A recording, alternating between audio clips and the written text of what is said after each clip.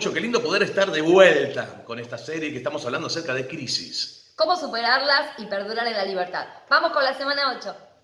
Hoy vamos a ver cómo estar confiado en las crisis, las tormentas de la vida. Y sabes que la Biblia nos enseña que hay 3 tipos de tormentas en la vida. Las tormentas que nosotros mismos atraemos, podemos ver tal como Sansón, y los problemas que se buscó solito. También las tormentas que Dios provoca.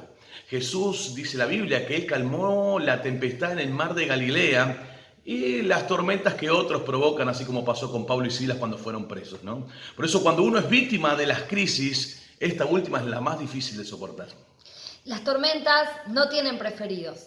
Los cristianos también tienen tormentas, porque a veces pensamos que podemos zafar, Claro. pero no. Entonces, ¿qué hacemos? ¿Cómo lidiamos con las crisis? ¿Cómo conservamos la calma y mantenemos nuestra confianza y valor a pesar de lo que nos esté pasando? Dios puso a Pablo en condición de preso, en un barco con destino a Roma, ¿no? Y sabes que el deseo del corazón de Pablo era ir a predicar a Roma, ¿no? No era de ir de esa manera, seguramente. Pero estando a bordo, Dios le dijo a Pablo que le avisara a la tripulación que no dejaran el muelle. No nos vayamos porque se viene una gran tormenta. Se avecina una gran tormenta sobre el mar Mediterráneo, les dijo Pablo, inspirado por Dios. Pero los navegantes, ¿qué hicieron? Ignoraron lo que Dios le había dicho a través de la vida de Pablo. En parte porque, perdieron la paciencia. Hechos capítulos 27 del 9 al 10 dice, habiendo perdido bastante tiempo, el clima se ponía cada vez más peligroso para viajar por mar, porque el otoño estaba muy avanzado. Y Pablo comentó eso con los oficiales del barco y les dijo, señores, creo que tendremos problemas más adelante si seguimos avanzando. Naufragios, pérdidas de las cargas y también riesgo para nuestras vidas. Y qué tremendo. Por eso la impaciencia nos atrae problemas. ¿Cuántas veces somos impacientes, no? Cuando perdemos la paciencia nos topamos con la tormenta. Y sabes que hay 3 razones por las que las personas se meten en líos. Qué tremendo. Puede ser esto hace 2000 años antes en el libro de los Hechos o ahora mismo, actualmente, ¿no? La naturaleza humana no ha cambiado. Y la primera razón por la que nos buscamos los problemas es porque le hacemos caso a los expertos. Mira. A los expertos equivocados. Hechos 27:11 dice, pero el oficial a cargo de los prisioneros les hizo más caso al capitán y al dueño del barco que a Pablo. El oficial, en vez de escuchar el consejo de Pablo, le hizo caso al capitán, al dueño del barco. Ellos eran los expertos, parecía lo más obvio. ¿Sabés que hay muchas ideas locas en el mundo, muchas terapias, algunas sectas? Alguien también dirá, mira, la clave para vivir es comer mucha banana con yogur.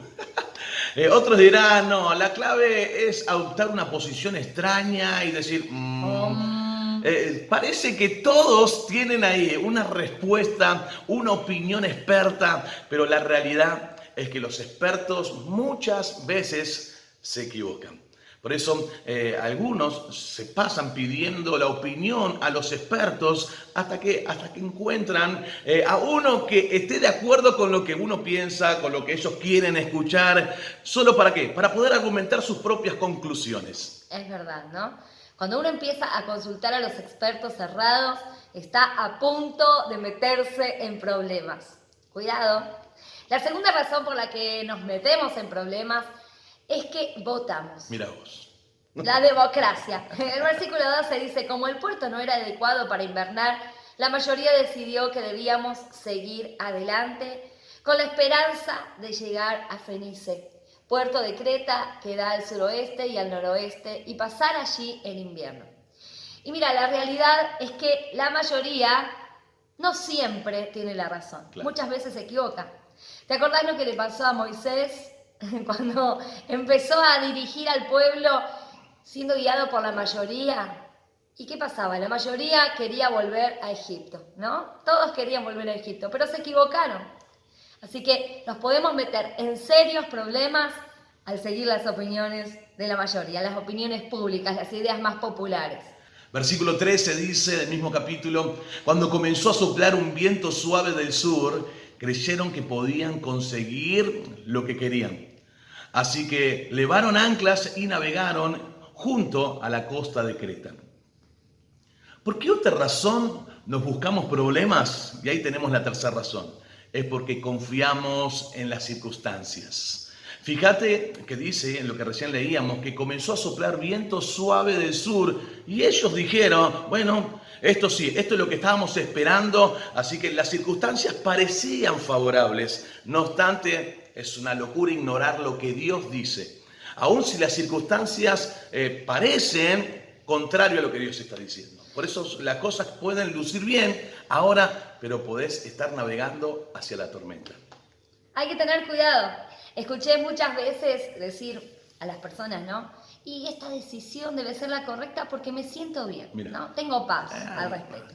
Y no, la realidad es que los sentimientos son engañosos. Es verdad. ¿No? Los sentimientos no siempre tienen razón. Por eso cuando nos encontramos en la crisis, lo típico es hacer tres cosas. Las mismas que hicieron los navegantes que estamos viendo. La reacción de ellos es típica de la persona bajo presión. El versículo 15 dice, el barco quedó atrapado por la tempestad y no podía hacerle frente al viento. Así que nos dejamos llevar a la deriva. Lo primero que las tempestades tienden a hacer en nuestras vidas, ¿no? Es que nos abandonamos a la deriva. Listo, ya está, no hago más nada, ¿no? Dejamos nuestras metas, abandonamos nuestros sueños. Cuando uno está en una tormenta donde no ve la luz de día, ¿no? Toda esa oscuridad, viento, olas, ¿qué haces? Te dejas llevar de un lado a otro. Los problemas nos llevan de un lado a otro, nos azotan de un lado a otro. Y a causa de eso uno comienza a decir, ¿de qué sirve? ¿Para qué voy a seguir luchando, no? Y entonces nos dejamos llevar por la corriente.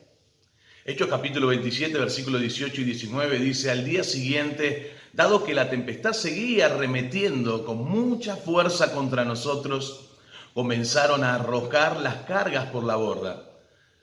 Al tercer día, con sus propias manos también arrojaron al mar los aparejos del barco. ¿Sabes que cuando llega una crisis no solamente nos dejamos, como Vale comentaba, llevar por la corriente, sino que también después comenzamos a descartar cosas de nuestra vida? Y qué tremendo, ¿no? Así los navegantes comenzaron a dejar las cargas, después los aparejos, después el trigo y finalmente ellos mismos, dice la Biblia, que saltaron por la borda para llegar a tierra. ¿Sabes que el punto es este? Que cuando estamos en la crisis descartamos las cosas que son importantes para nuestras vidas, son importantes para nosotros. Nos volvemos impulsivos, abandonamos nuestros sueños, rompemos muchas veces relaciones, descartamos valores que aprendimos desde nuestra juventud, en nuestra infancia. Por eso no tenemos que hacer eso. Lo tercero que hicieron los navegantes en el versículo 20 dice, como pasaron muchos días sin que aparecieran ni el sol ni las estrellas y la tempestad seguía arreciando, perdimos al fin toda esperanza de salvarnos. Sabes que en las crisis casi siempre llegamos a la desesperación y perdemos la esperanza. Lo último que descartamos, además de todo lo que hablaba Mati, cuando estamos en crisis, es la esperanza. Se acaba. Y cuando la descartamos, ¿qué pasa? Fracasamos, ¿no? Decimos, esta situación es imposible.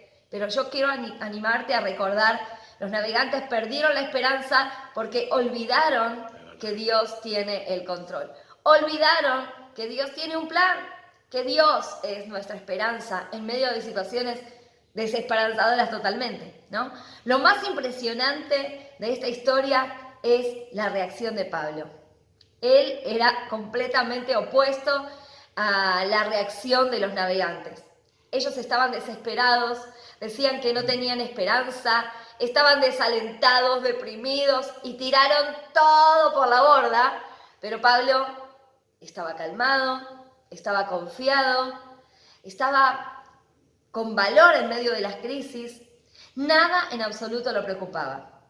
La reacción de los navegantes es la respuesta natural, ¿no? Lo que nos sale fácilmente, lo que todos nosotros tendemos a hacer en medio de las crisis, pero no tiene que ser nuestra respuesta.